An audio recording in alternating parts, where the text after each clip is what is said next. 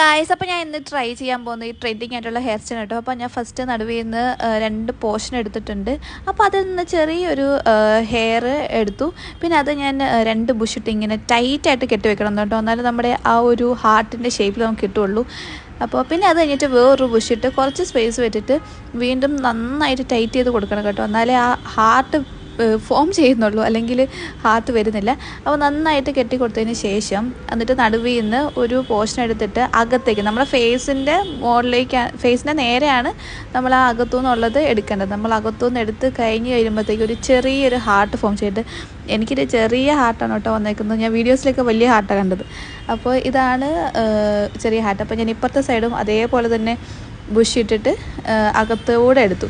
അപ്പോൾ ഇവിടെ ഒരു ചെറിയ ഹാർട്ട് എനിക്ക് കിട്ടിയിട്ടുണ്ട്. അപ്പോൾ ഇതാണ് ഫൈനൽ ലുക്ക്. എനിക്ക് ഭയങ്കരമായിട്ട് ഇഷ്ടപ്പെട്ടു. അപ്പോൾ നിങ്ങളിന്ന് ട്രൈ ചെയ്തൊക്കെ. ബൈ.